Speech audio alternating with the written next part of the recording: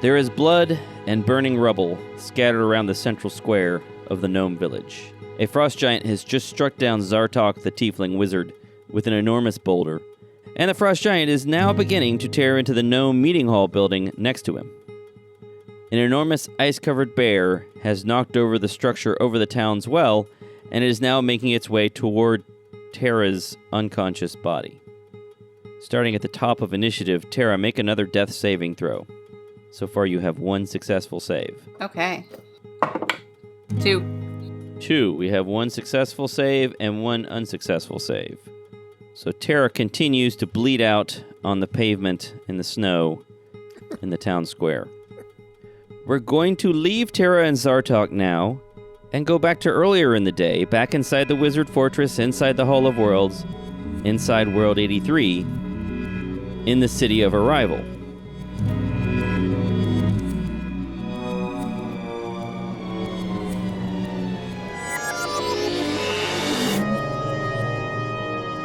It's been about 2 weeks since Aster jumped into World 83 in pursuit of Nondal the Nimble. He and his friends, Gaston, Mama Sass, Ansna, and Gerlos, managed to rescue the city council from Nondal's clutches, steal the magical artifact known as the Soul Sucker, and then destroy it. The very next day, the city council put a 10,000 gold piece bounty on Nondal's head and awarded medals to Aster, Gaston, Mama Sass, and Ansna. There's been no sign of Nondal and his minions since then, nor Gerlos for that matter. Gaston reluctantly allowed Aster, Mama Sass, and Ansna to stay in his manor house. A couple days after the rescue of the city council, rumors began spreading around the city of Archrival. Rumors of a world outside the glass, and of the restoration of the dying rivers. Some of these rumors said the world outside was cold and filled with gnomes, and others said that it was dangerous and full of monsters. A few rumors even said that Aster Fortuna the Bard had seen the outside world with his own eyes. People began appearing at Gaston's door, asking for tales of this outside world. Aster, did you drop off Terra's note at her parents' house? Yes, I did. Did you do so secretly, or did you knock on the door and give it to them directly? Oh, I went directly and always flamboyantly. Okay. Well, then they have a lot of questions. What are you going to tell them? First, I would I would say hello in my Aster fashion. Let's just summarize what happened, Okay, so because I want to get to the events. I went in, I said hello, I introduced them with that Aster flair. I told them that we have been on an important mission to save the world, and that her daughter is a hero, and that right now she's fighting for the betterment of World 83, and that she had something she wanted them to look through, and that I know that they have a lot of questions, and that I'd be willing to sit down with them and talk to them a little bit about what happened. I just wouldn't go into detail of how we were able to exit the world, just that we somehow were able to make it to the outside world, and we're learning how to keep everybody in World 83 safe. And I wait for them to figure out the shock of knowing that they live in a glass-encased world. And I'll do it poetically. I'll sing them a song, and I try to distract them from the logic train with music and poems. Okay. Let's say make a performance check. Oh, man. My lovable skill monkey. 16 plus 11. All right. So it's a pretty convincing performance. You managed to distract them from the holes in your argument. They probably will have some questions, but I'm going to assume that Aster is able to extricate himself before they are able to come up with all of their questions and ask them. So Aster has explained, did you tell her parents not to tell anyone? Yes, I tell them that it's a secret mission and that it's important for the safety of their daughter to keep some of this information from everybody's ears. Okay. These rumors that appear to be going around, you assume must not be coming from Terra's parents because you've asked them to keep this secret. They must be coming from other sources. Picking back up with filling in what's been happening, since you have returned, since the Soul Sucker was destroyed, The metal lid on top of the world has lifted up slightly 3 times, but it has not been fully removed again. In other words, it doesn't seem like anybody could have come in or left. It's just been sort of lifted up a little bit. The Iron Empire blockade surrounding Archrival loosened after 3 days and disappeared completely after 4 days. Aster and Gaston had made an attempt to get the city council to negotiate with the Iron Empire, but it's not clear if their efforts were partly responsible for the departure of the blockading ships or not. Unsure of what to do next, Aster, Gaston, and Mama Sass began performing music for the crowds that gathered before Gaston's home. And within 2 more days, they sold out the largest amphitheater in Archrival in advance every night for the next month. They sang songs about their prior adventures and about the rescue of the city council, but they were careful to avoid mentioning the outside world. It was a lot of fun and very profitable, but strange events started to occur. Gaston ate some shellfish that made him sick when they wouldn't normally. Might have killed him if Ansna hadn't been there with a handy spell. A fire broke out in the woodpile at the back of Gaston's house, but Mama Sass's quick application of brute force scattered the wood safely and harmlessly across the garden. The stage even began to collapse 3 days ago while Aster was up upon it, but Gaston rushed out and used Dimension Door, using his cape, to teleport Aster to safety. Since then, Gaston has taken additional precautions, hiring guards and paying wizards to create magical wards. It's now late at night, after another successful, sold-out performance. Gaston is standing by the fireplace, absent-mindedly poking a log with his luck blade. Ansna is asleep in a chair, exhausted from keeping an eye on everyone else all day. Mama Sass is absent-mindedly sharpening her great axe, and Aster is pacing back and forth, occasionally stopping to move a curtain and look out the window. Aster, what have you told your friends about the outside world? Have you explained what happened to the soul jar? Oh, man. That's a good question. I don't know if Ansna knows either. I don't think they do. No. I don't think they know. Maybe this pacing has to do with me deliberating whether I should tell them. I'm going to go with that as I roleplay this. All right, so you're going to use this moment to tell them about exactly what happened. Yeah, so as I'm pacing back and forth, I turn and look at them. Oh, it's been a great few days, hasn't it, guys? Or month. It's been about 2 weeks now. 2 weeks of amazing performances where we tell of our great deeds. And it's been a special 2 weeks. How do you guys feel about everything? Ansna stirs a little bit, and she says, Aster, please stop going to the window. You're making me nervous. Are you going to do another show tomorrow? I think you should, with all the things that have been happening, I think you should consider making yourself scarce for a while. I know, I'm a bit jumpy. It doesn't seem like it should be going like this.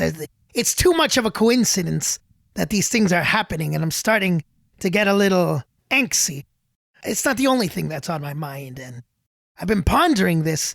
Every performance has this unique quality to it, but at the same time, I feel like I'm leaving out important pieces of the adventures of my friends who are out there fighting for survival and for World 83. And I feel like I need to tell you guys something. Well, Aster, you can tell us anything. We're here for you. How about you, Papa Gaston? Oh, do not mind me so much. I am still feeling a little queasy. Just, just don't mind any noises you hear from over here. Just ignore them. Oh, yeah, I'm sure you'll get better, Papa Gaston. That shellfish really packs a punch sometimes. Well, okay, here we go. All right. So, you know how the jar was all, scattered everywhere on the ground? Well, yes, somebody broke it. Yeah. Well, I might have been there when that happened. Ansna perks up. I might have witnessed the culprits as they were smashing the jar. Really? Yes. Sounds like the kind of thing you should come forward about. Talk to the city council. They probably want to talk to that person. Well, the funny thing is that when the jar broke, all these weird, spooky things came out. I'm sure you guys had a run-in with some of these things. Yes, I was visited by the spirit of my grandmother, and she lifted me up out of the world. Yes. So when that jar broke, it actually created an opportunity for us to explore the outside world. And it also gave us the chance to fix World 83. There's no more rivers breaking, right? Right? Am I right? Yes. I mean, yeah. So What is please hold on. Remind me, is this a number? A what? A world 87? No, World 83. So that's the world we live in. The outside world has a hallway full of jars, and each of these giant glass containers. Aster, you come up with some of the wildest stories. It's just amazing. No, this part is true, I'm afraid. This is true. There really are a bunch of them, and I was responsible for guarding some of them. It's true. Yeah, He's not making this up. Yep. We live in a miniaturized world that wizards use their funky magic to shrink us all down and place us in these containers. And they were using valves to feed water into the world. And so technically it's a problem in plumbing that caused our world to be in such dire straits. And it took an ingenious plumber to fix World 83 and save us all from doom. I think it just took a couple mending spells, didn't it? Yes, it's true, but I'm trying to be dramatic. Okay, all right. All right. But at the same time, so this part is important, so don't get angry. So me and my group, we were following the signs. Ooh, the signs of the god of the glass world. Ha! And we read. What's your group called again? What do you call yourselves? We haven't. You know what? I think I'm gonna call them Aster and his troop of magnificent heroes. For now, it's a placeholder. It's not the official name, but Aster's It is a bit magnificent. wieldy. You need to. It needs to be shorten that up pithier. a bit. Yes. Yeah. I'll work on that. Anyway, we're the ones who broke the Aster jar. in the Fab I feel like I Four. need to rip that Band-Aid off. Do you what?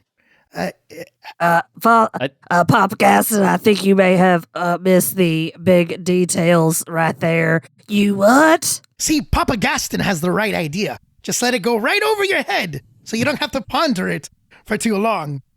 But yeah, the jar was broken by us because the god of the glass world, which his name is escaping me at the moment. Ansna looks around confused.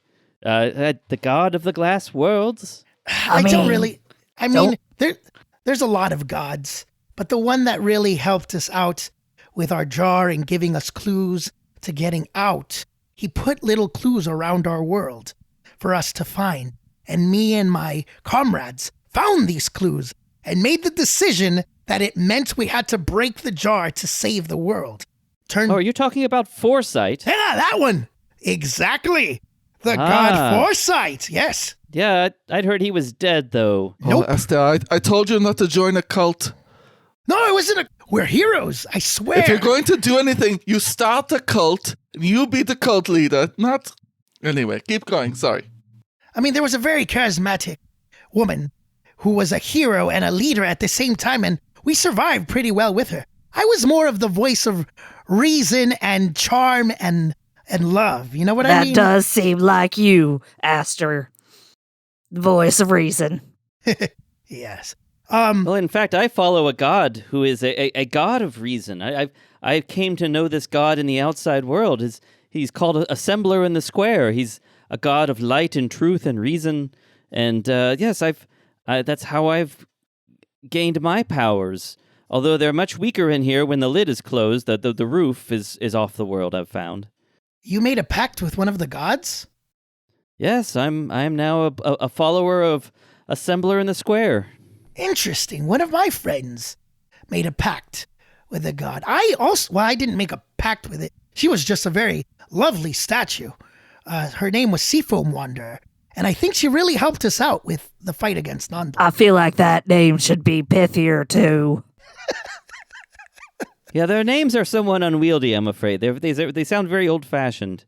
So, outside, there's a bunch of glass jars. Yep. And gods. Yep. And other things.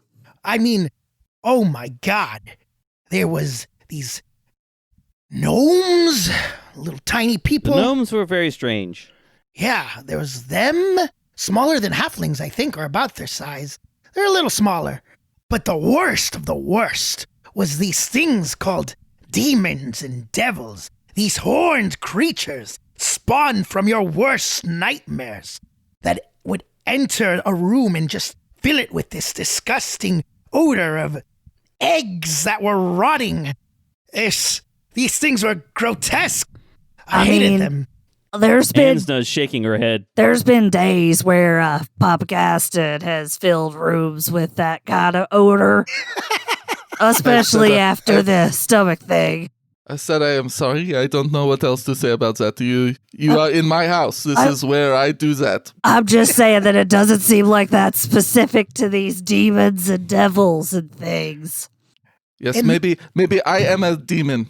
Oh, that explains so much. Yes. Yeah, I don't really know what he's talking about. I'm not familiar with these demons and devils. We didn't see any of those. No, they're in their own little dimension. That's like a world within a world. I don't know how to So they're explain. on like World 5 or something like So that. we're in a dimension then?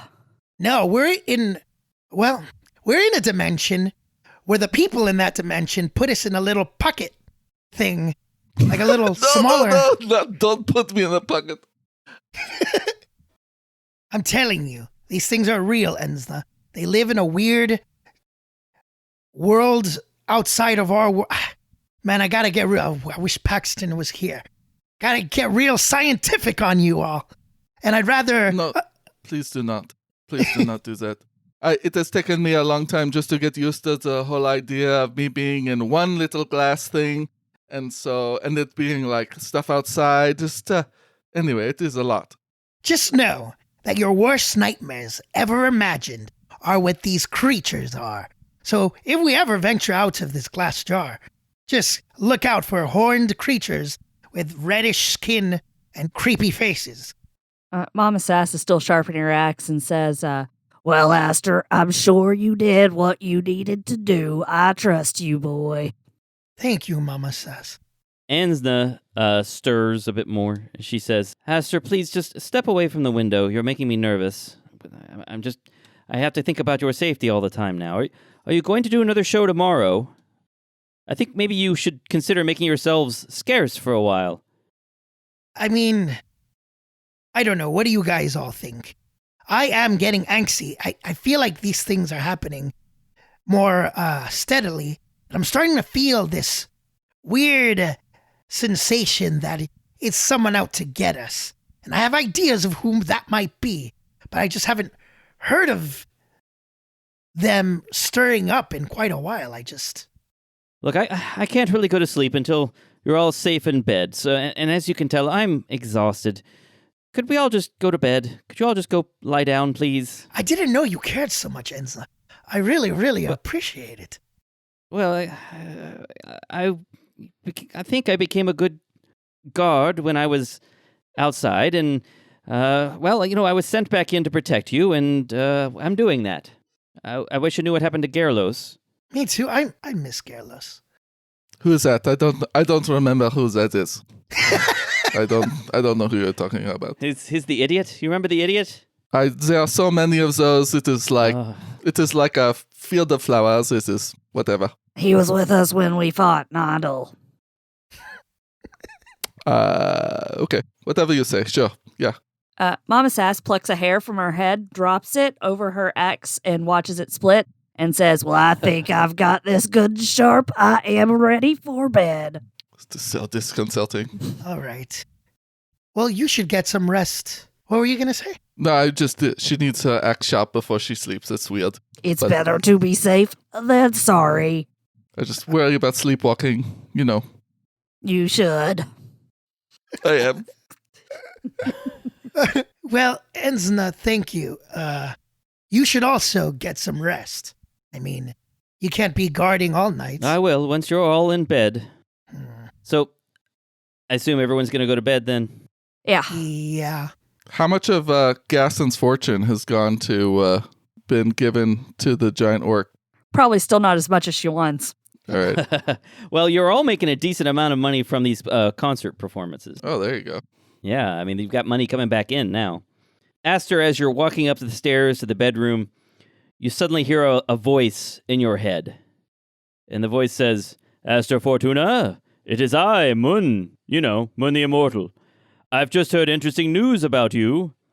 Meet me at the Soul Jar immediately. Respond. And you know that this is a sending spell and that you can respond in 25 words or less. Yes, I put up my fingers. Okay. I got your message, Mun. Nice to hear your voice. I will meet you at the Soul Jar. Aster, out. Nice.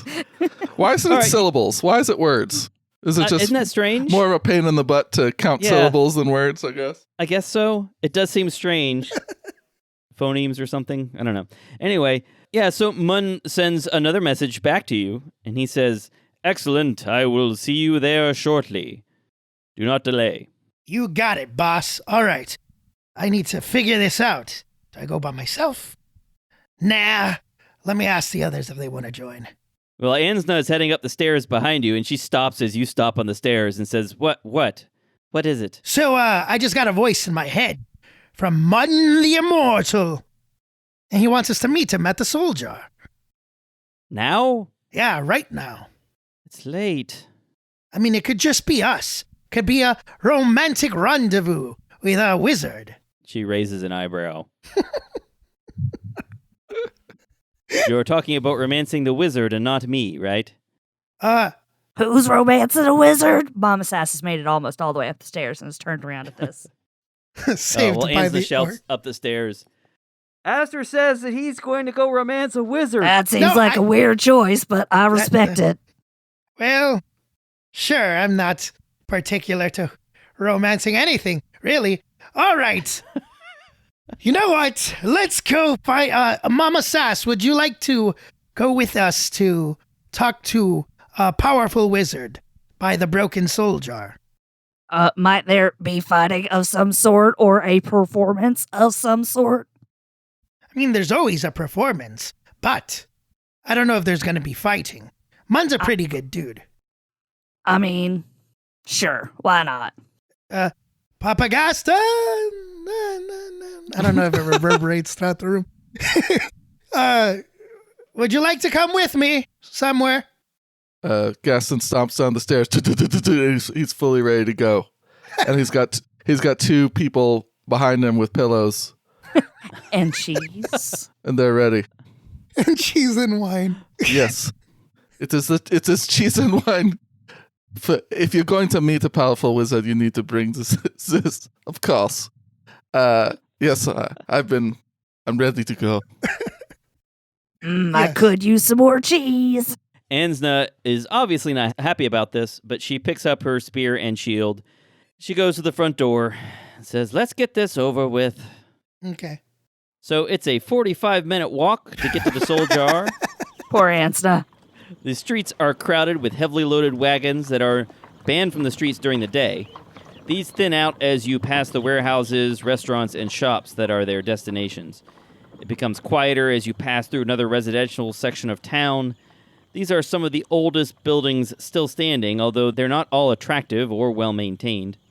The tarps above the city undulate in the cold wind that has been blowing through the city for the past few days. It has definitely gotten colder. Is there anything anyone is doing as you make your way to the Soul Jar?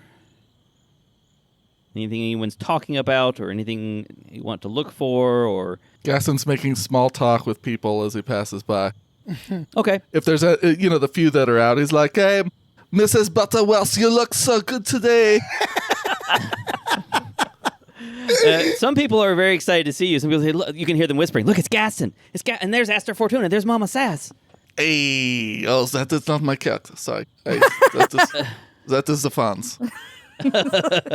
Easy to confuse the two. I don't know if you guys have ever seen Spider-Man 3, where like Peter Parker is When walking he's down. in the cool guy setup. Yeah, where he's like finger. Oh, the worst Spider-Man of that trilogy? Yeah, By a lot. Finger Yeah. blasting I didn't Finger see guns. it. down the walkway. He Feel I like gets, didn't see it. he gets rid of spoilers for a really old Spider-Man movie. He gets You can spoil that he one. gets rid of the Spider-Man part of him, and he just thinks and he's really cool then. Or is this when he's evil? Is this symbiote? Yeah, he yeah, get yeah. Venom? yeah. This is He's Venom. like, Venom. Sorry, this is Venom. He has Venom in him. Okay. He's really cool then. That's what my guy's doing. He's finger pointing at his fans as he's walking through. Mama Sash just looks Okay. menacingly because she doesn't look any other way.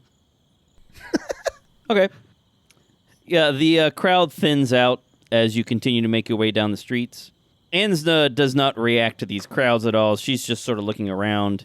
And as you're walking down an area that's just really quiet and very dark, she points overhead and says, that tarp above us, it seems to have come loose. Gaston, you might want to make a note of that and have someone in the city fix that. You can hear it flapping around, and you can see it in the little bit of evening sun that remains. You can see it flapping around in the wind. I stop finger pointing, and Okay. I look at everybody and go, can I assume that my character has been angsty, looking out the window? Yeah, and things I like think that's a reasonable thing to assume, yes. that? So I look at them. I don't trust this tarp. This could have been undone by the enemy. I mean, it's just a tarp. Do you think it's going to attack you? I can go cut it to pieces if you would like. I don't know. It just looks menacing. It's way up off the ground. You'd have to climb up a pillar and then cut it down. Oh, yeah, she's aware of that. Okay. All right. And make an investigation check. Anyone who wants to look into it. Yeah, I want to look. It's just a tell. It's Come on. just a tarp. Hey, I got a 17. 18 minus 1. All right. I have a 7. Okay. The only thing that you notice, Mama Sass, as you're looking around up at the tarp and you're looking at the street, you notice that the street has become very quiet. And in fact, there's no foot or cart traffic around right now. There's just the sound of the tarp flapping overhead. Things are very quiet right now. A little too quiet. So the tarp above you continues to flap. You start making your way forward again, I guess. But as you near the end of that street, the tarp suddenly comes loose, and as if pulled down by weights, one end of it crashes down in front of you, with the other end still hanging from above, blocking the street ahead. 3 figures step into the street behind you, blocking your retreat, and another, an enormous orc, lifts the side of the tarp and steps into the street ahead of you. Oh. And he crosses his arms and he smiles at Mama Sass. You've seen this orc before. A voice calls out from above, probably from one of the adjacent houses, although you can't quite see which one it is. I don't know what impulse inspired you to leave your house in the middle of the night, but I am grateful for your stupidity. Ah, good. I was hoping for this. You can see the figure now standing on top of a wooden house with a widow's walk on top of it. He's about 30 feet above you. The figure pushes something in front of him and then steps on it, and you hear a quiet, ooh. I believe this is yours. Would you believe he's been telling everyone he meets about the outside world? It seems that beating him senseless is the only way to get him to shut up. Gaston, you're a smart man. I'll make you a deal. You give me the half-drow and the soul-capturing rod, and I'll give you this simpering idiot. Or I'll kill him if you prefer. I You don't. can stay on the city council or go home and enjoy your riches. I don't care. Gaston turns to the rest of the group and is like, who is that? Why do I care? What is he talking about? You remember when we fought with Garlos? Oh, he's the ones that you guys were talking about No, earlier. no, this isn't Garlos. This is the guy we fought Garlos with Garlos. No, I know that. Who is he stepping on? Why do I want to say I that? don't know. Because it's Garlos. Who do you have? Well, who is it? Why? Garlos, I'll save you, buddy. Don't worry. Nandel can't. Oh, he could potentially hurt you. But we're going to try to save Oh, you. come now. You don't care about saving this idiot. If you were to kill that man, that idiot, then I would smash your wand to bits, so it is not a very good deal for you. Well, that's what I'm saying. You can have him. And I get the wand, as you call it, and we go our separate ways. Although I would like to have the half drow, if you don't mind. Give me Mr. Fortuna, and we'll call it even. Oh, no, that is not a deal. You can have the wand back. I'd like to cast a spell. Okay. Is this an offensive spell? It is. All right, then let's roll for initiative, and we'll assume there's a kind of surprise round here then. No. Oh, no. Let's go through everyone's initiative rolls. Aster, what'd you get? 14. Mama Sass? 12. Ansna got a 9. Gaston, what'd you get? 5. 5. I am very busy talking. It is. This happened the last time that Gaston was in combat too. Nondel. So I'm going to just tell you who these different people are, at least vaguely. Nondel the Nimble got a 23. Dang. That's a good roll. Darn it. Let's see. The Halfling Assassin, you know that's Labos the Halfling Assassin. He got a 5. Gaston, what's your dexterity? Plus 3. It's a tie. What's the actual number for your dexterity? 17 or 18? 17. Or 17. Dang it. Tied in every way. Intelligence. Let's do a roll off. Well, Okay. I got a 19. I rolled a 2, so it's for you. All right, so I'm going to put the assassin at a 6 then. Then there's a female dwarf. Looks like she might be a fighter or a cleric. It's hard to tell. She got an 8. And then there's a human spellcaster of some kind. And they got an 18. Goodness. We're in trouble. And then finally, there's this big scary orc. Definitely looks like a warrior of some kind. And the orc got 17. This is some good rolls in here. This first round is, I'm going to call it a surprise round, except for Nondel, who cannot be surprised. Oh. Because he has Right. the short sword of warning. So he actually gets to go first. Yeah. But I'm going to consider everybody else surprised. It's basically, except for Mama Sass, you'll get to act, Nondel will get to act, and everybody else will be surprised this round. All right? Okay. So Nondel's going to go first. And does he have any cool actions he can do? He is not a very cool guy, so he should not do that. No? He can't do anything cool? All right, well. This never works. It's always worth a try. So he's simply going to make an attack on the person who he sees moving, and that is Mama Sass. Bring it. And he rolled a total of 24. That's gonna with a hit. short bow. Yeah. The damage is... Now, it's not a sneak attack because it doesn't have any allies next to you, and he doesn't have advantage on the attack for any reason. So that's just 8 points of damage. Cool. And then as a bonus action, he is going to step back from the edge and hide. Dang it. Now, you can still see all these other people here, of course. So he made his stealth roll. If anyone wants to find him, you just let me know, and we will make an opposed check. The next person to go is Mama Sass. Mama Sass, it's your turn. What do you want to do? Would it be my action to try to see him? Or just a free action? If your passive perception were enough to see him, then it wouldn't take your action. But if you're actually attempting to find them, then that does consume your action. My passive perception's 12. I assume I don't see him. No, you don't. Okay. Then I'm not going to do what I was going to do. How far away is the dwarf? The dwarf is about 20 feet away. Okay. I'm going to bonus action rage, Okay. and then I'm going to charge the dwarf, and I'm going to attack them twice with my great axe. Ooh. So the first one, oh, it's not very good. That is a 12 to hit. That misses. That's what I figured. It bounces off of their armor. Let's try one more time. That's not much better. That's a 14. It also bounces off of their armor. Sugar. Okay, that's all I got. But I'm raging, and I'm right up next to her. So the half-orc charges at the dwarf, which is the dwarf is also flanked by the halfling and the spellcaster, and then at the other end of the alley is the orc. Nondal is up on the rooftop. And that is the first round. Second round, first person to go now again is Nondal. So Nondal steps out from the shadows on the roof and takes another shot. He can get a sneak attack if he attacks Mama Sass. He's going to try to attack Mama Sass again. Okay.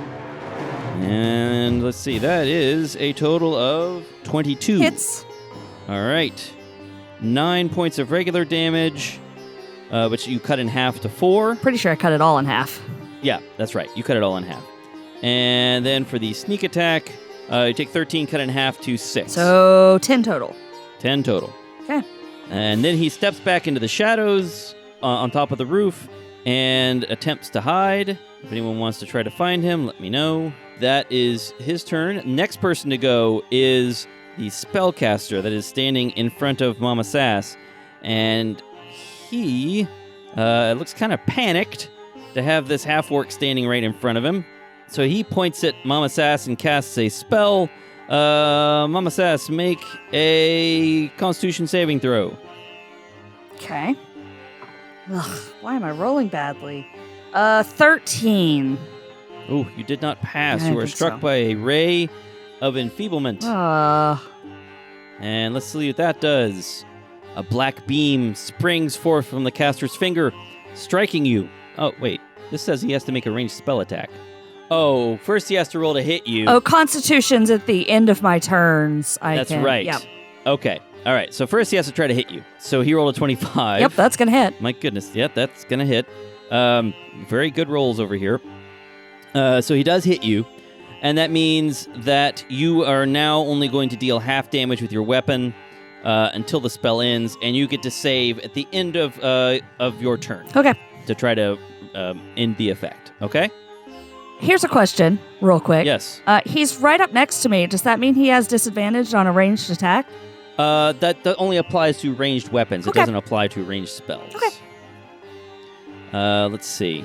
It doesn't trigger attacks of opportunity like it would have in 3rd edition or in Pathfinder. And now we are on to the orc. The orc roars and charges forward, heading straight for Aster. And he's going to attempt to attack poor Aster Fortuna with his great axe. Duck and weave, duck and weave.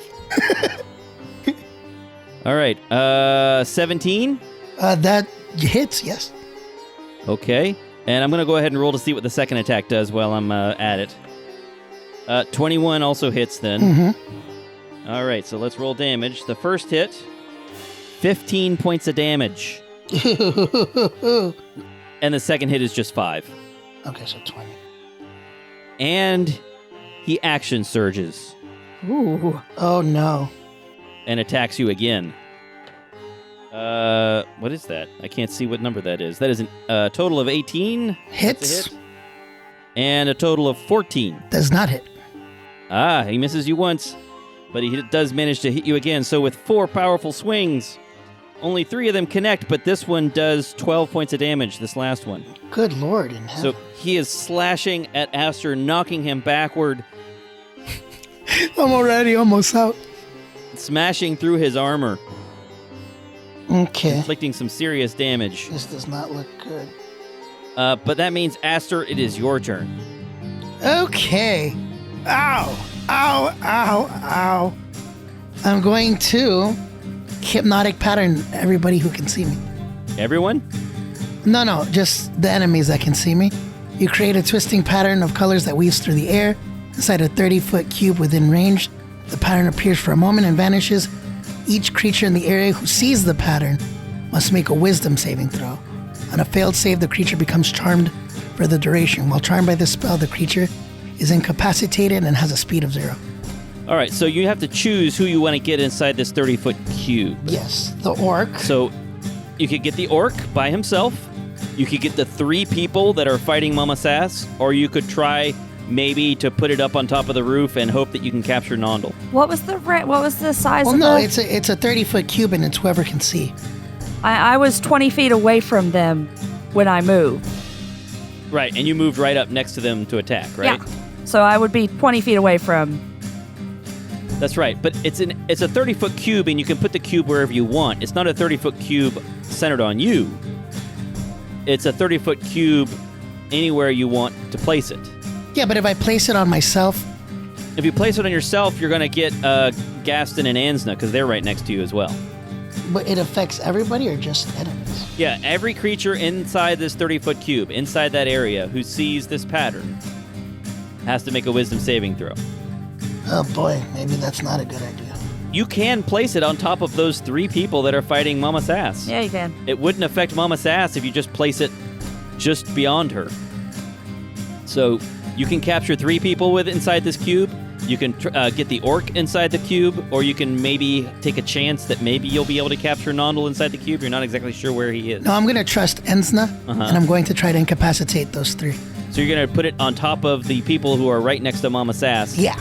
But not Mama Sass. All right, so No. all 3 of them have to make 16 saving throws. 16 wisdom. DC 16, what kind is it? Wisdom? Wisdom.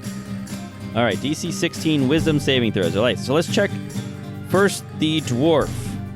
The dwarf definitely saves. The halfling fails.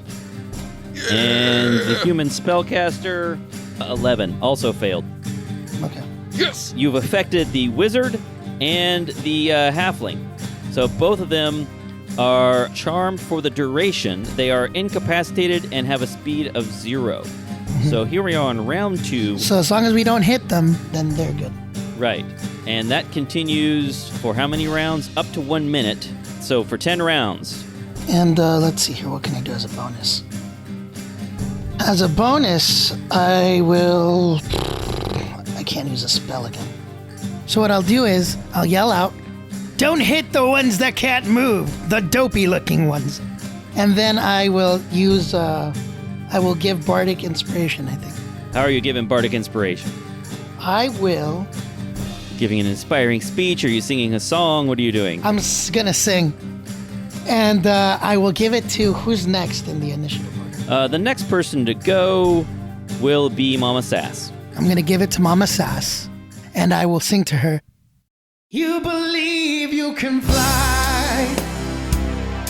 You believe you can touch the sky. Woo! You'll slash them all with your mighty axe, and they will never see you anymore." Inspired. Yeah.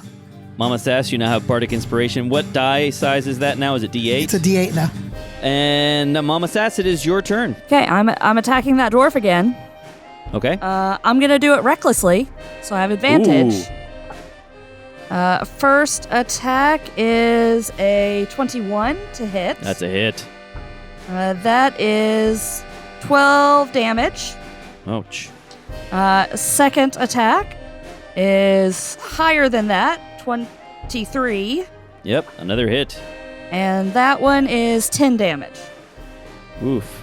Mama Sass casts aside all precaution and just swings with massive overhand swings down upon this dwarf, who tries to block with her shield, but Mama Sass just crushes the shield aside, smashing down on top of this dwarf, who is pounded into the ground with these 2 massive blows. Screaming angrily. Screaming angrily at this poor dwarf, who suddenly gets a look of terror on her face. She's not down, but that really hurt. Anything else you want to do? Nope. Ansna is going to go. Ansna sees that Aster is in really rough shape, and she's going to do a couple different things. First, she's going to cast Cure Wounds on him. Good old Ansna. Ooh, that was an 8. It's a total of 10 with her spellcasting ability modifier. So, Aster, you get 10 hit points back. You got it. She could move and flank the enemy. The orc. Yeah, she's got her spear. She'll move up next to the orc and try to help defend you. She can't do anything else other than cast a spell this round, but that's what she's going to do. And that means the next person to go is the dwarf cleric, who is now cowering in front of this madly swinging half-orc. What can she do that's cool? Go ahead, Josh. Tell me that she can't do cool stuff. They cannot do cool things. It is not Right. in their nature. That is for me to do. That is Alright. my thing. She is going to cast... she'll cast Blink. That's a good one. That is a pretty good one. good. That is pretty Yeah, cool. It's See? a pretty good Yep. spell. Oh, boy. Oh, boy. All right, so she casts Blink, and if I can roll better than an 11 on the end of her turn here, then she's going to disappear. Actually, you know what? That spell doesn't work because it takes you to the ethereal plane. I guess it has to do something else then. Oh, yeah. Hmm. In this particular instance. In this particular setting, that won't work. So, let's see. What else can she do? Oh, let's see. She'll cast Spiritual Weapon. Oh, That's a good because one. she's in a glass jar. Yep. Right. All right, so she'll cast Spiritual Weapon, and she casts that as a bonus action, and it gets to attack right away. Oh, and it rolls a 24 to hit Mama Sass. Oh, and it has advantage, Stop actually. rolling so high. 18, and she gets a +6. Ugh. 8 points of damage. What type From of the damage spiritual is weapon? that? Force damage. Okay, take the full thing. You take the full thing. Mhm. And so that's a Lame. bonus action, and then she attacks you with a Warhammer as her regular action. Oh my god, that's a 24. And that's 6 points of bludgeoning damage, but you take half. This halves. 3. Okay. So the dwarf is pulling out some backup, some magical backup. The halfling does nothing. Gaston, what do you want to do? So, of course, chaos erupts all around Gaston. Just immediate chaos. He can't even talk his way out of... He hates it when he doesn't even get an opportunity to talk his way out of something. You really So- shouldn't hang out with Mama Sass then. Does Mama Sass, did you use your bardic inspiration last time or not? No, You still I have did it? not. Does that... Oh, can they- yeah, I have not. Can they It stack? carries over. Like, can I give her Oh. another one? I don't think so. I think you can only No, have she one. can at a only time. have one. Okay. So she's up there fighting. I mean, Mike's rolling like crazy, but you could give it to Insta. But she's already pumped up, and Aster's right there, and Gaston looks over at him and does a melodic little whisper. It's a bodies, it's a bodies, it's a bodies, it's a Yes! Let's a bodies, it's a Yes. And so that's his bonus action, and then he will. So this orc is right there in front of him, right? Yes. All right. I guess that's what we got to do. We got to attack it. Oh, a nat 20. Yeah. Whoa! Nice. I'm trading in those bad rolls from earlier. Okay, so that's a. So this is the short sword +2. That's 1d6 +5. So we'll Wow. roll us 2d6s. So that's 9 damage from the just regular damage, and then also sneak attack. So that's another 5 damage. And then the All natural right. 20 doubles something? Yeah, you have to roll All the dice dice. twice. Oh, you rolled them twice. I rolled them twice. It was pretty low. Okay. Some solid hits against the orc. Gaston steps up to the side of the orc, feints, and then jabs the orc in the side with his luck blade, his short sword. Using the luck blade, is that right? It just says short sword +2, so Oh, okay. Never I think mind. that's the. I don't know where that luck blade is right now. We're back to the top of the round. So Nondel reappears from a different place on the roof. And he says, Gaston, it's still not too late to give up. You're right next to Aster. You could simply stab him. And he takes a shot at Aster. Oh my gosh, I think I missed. Yeah, it's just a 13. Yeah, that misses. Oh, God. Thank you, God. And he steps back into the darkness. And you're not sure where he is now. The human spellcaster is just standing there looking hypnotized. The orc looks quite angry at Gaston, the only person who has hit him so far, but he's focused on Aster. What kind of special abilities does he have here? Well, just a couple of attacks. Haha! You can't do something cool. Got That's him. right, I can't. Got him. You were right. All right, so 2 attacks. The first one is an 18, Hits. and the second one is a 24. Both hit.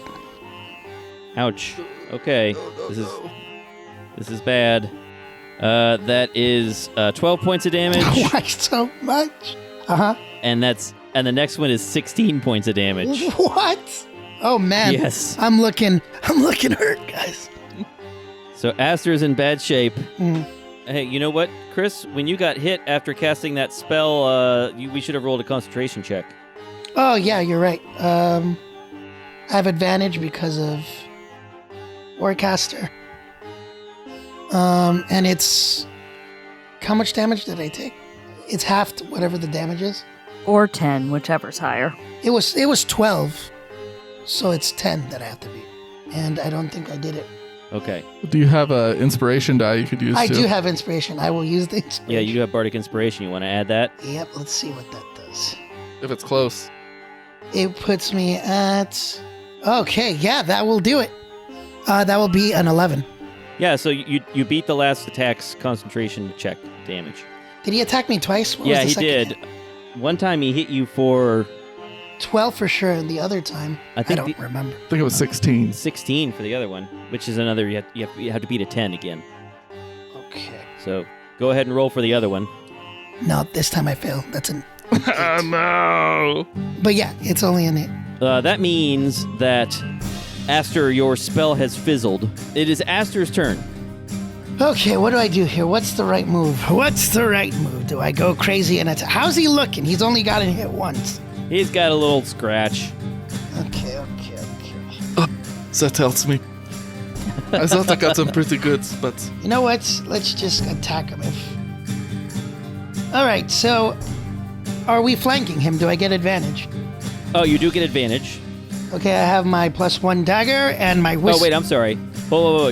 You're talking about... No, you don't have advantage, but you do get to use sneak attack damage, right? There's no advantage from flanking in 5e. Yeah, there's. It's a house rule. If it's there, it's a It's a house house rule. Oh. It's not a standard rule. Oh, But you do have sneak attack damage because you have one of your allies within 5 feet of your enemy. got you. Okay. So you don't have advantage, but you do have the capability of adding sneak attack damage. Okay, if I do the attack action, the 2 attacks given to me are just part of that attack action. It's not like I'm... Yeah, with my offhand, I'm going to attack with the dagger. With my whistling Okay. rapier, I'm going to attack twice because I can do that now. All right, you're a College of Swords bard. First attack with the rapier is a 19. That's a hit. That one, I'm going to use a bardic flourish. Okay. And what I'll do is... Uh-oh. I'm going I like to... that. I'm going to use the defensive flourish to add whatever I roll, the D8, to my... as damage to him and as AC to myself. Oh, wow. All right. And that lasts for 1 round? Until it gets to me again, yeah. it's a pretty cool ability. So he will take 6 plus 3, so 9 damage. All right. And your AC goes up by 9? No, 3. by 3. Oh, by 3. Now my AC is at a 19. Okay, wow. And then I will attack again with the rapier. 15 plus 7. That is definitely a hit. 22 is a hit. I don't think I can do the flourish again, so it's just straight damage. So that will be a 10. 10 points of damage? Uh-huh. Ouch. Okay. And then with my dagger, I'll attack again. All right. And that's a 17. That is a miss. Plus 7. Oh, that's a hit. And that's a d6. So that will be 5 more damage. Wow. And does any of that include sneak attack damage? And that does not include sneak attack, which is, for me right now, just a 1d6. So, and then another 2 damage. All right, another 2. Can you do sneak attack more than once per round? You can only do it once, right? It's only Yeah, once. it's just once. Okay. Yeah, that was a large amount of damage. He's grinning. You're going down, little elf. But with a few powerful swings and a few clever jabs, Aster whittles him down significantly. You've stabbed him several times, knocked aside his great axe. He's not quite so cocky looking anymore. Mama Sass, it is your turn. Now you just have this one dwarf in front of you. The two other people are standing looking hypnotized. Repeat. 2 attacks with my axe recklessly. All right, 2 reckless attacks. That's a natural 20. Woohoo! This is going to hurt. Okay, so it's a 10 on the die. So 10 double to 20 plus... Well, you got to roll it twice. Oh, okay. Sorry. 17 All right. plus my bonus 20 plus my rage bonus 22 plus for the vicious axe 29. 29 points of damage. All right. Mama Sass swings down, roaring. That was your first attack? That was my first attack. Swings down on this cleric, roaring, and cuts straight through the shield and into the dwarf's helmet. And the dwarf crumples to the ground. I mean, she has another attack. Uh-huh. And now there are just these 2 hypnotized figures standing in front of you. I'm going to yell up to the rooftop as I run over to the orc. I'm taking care of this orc, then I'm coming for you, Nondel. And I'm going to attack the orc. Okay. Again, recklessly. After that body falls, Gaston goes, "One, nothing wrong with me." That is a 24 to hit. That's a hit. And that is not great on the damage roll. It's 8 damage. Okay. The orc reels back and says, "Oh, little lady, we could have had so much fun, you and me." I think we're having lots of fun right now. Oh, I do like you. Kind of awkward. And that is Mama Sass's turn. Ansna says, "I would really like to be helpful here in another way, but I don't really see something else I can do to be helpful." And so she casts Cure Wounds again on Aster. Aster, you get 10 hit points back again. Okay. No, I'm sorry, 9. 9 hit points back. Okay. It's pretty Not good. looking good, though. Still not looking good. And the spellcaster and the assassin don't really get to do anything except stand there. They don't get to save again to resist the effect. How long does that last? 10 rounds. Mama Sass, you need to make a save, don't you? Oh, yes. Brave enfeeblement. Well, I need to. Was that last round or the round before? We're on round 3 now, so that was last round. So she cast it last round, so the 29 damage I did to her would have been halved. Was she still up? Yeah, she'd still be up then. Then I would just say switch that 8 damage from the orc. But she went after you. No, wait a second. No, you need to roll the No, save. no, she needs to roll. Yeah, you need to roll the save. So, yeah, go ahead and roll the save. Okay. Well, that's better. 19. That's a save. All right, Okay. so you are no longer affected by the Rave Enfeeblement. Was I Right. affected when I hit her? The first time you were. I think With actually... the natural 20. So not with the natural 20. The natural Okay. 20 still does full damage. Okay. We're good then. Just Okay. making sure. Thank you. And that brings us to the assassins out. Gaston, what do you want to do? How high up is this guy? Is Dondel? Well, it's about 30 feet up to the top of the roof, although you can't see him right now. Unless you want to spend your round making a perception check. It's a lot of acrobatics checks to get up there, or athletics. You could make an athletics check to climb up there real quickly. We have a orc down here. We'll deal with that Yep. first. Okay. Meow.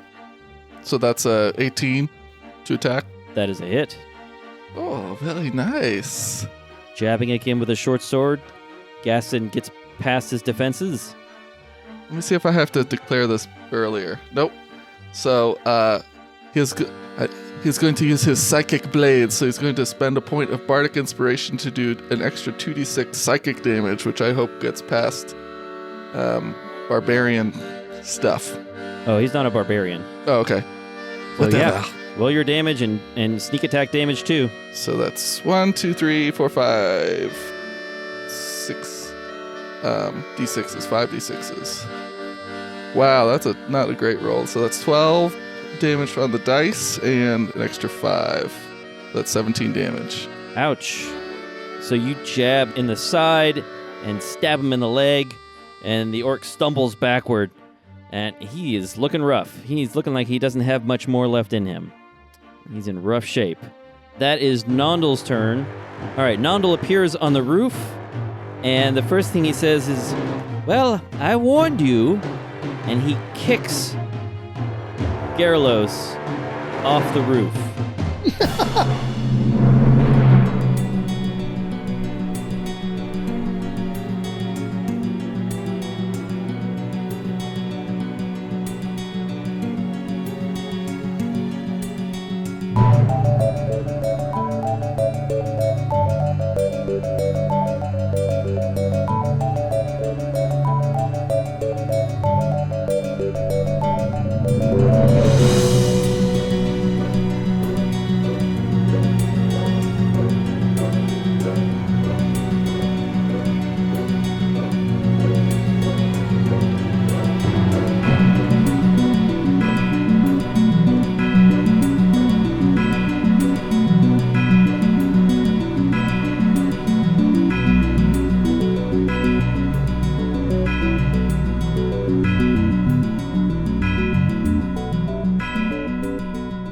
Hey, Josh, I'm sorry. I think your gain may be up too high. I'm getting it sounds like it's clipping a lot.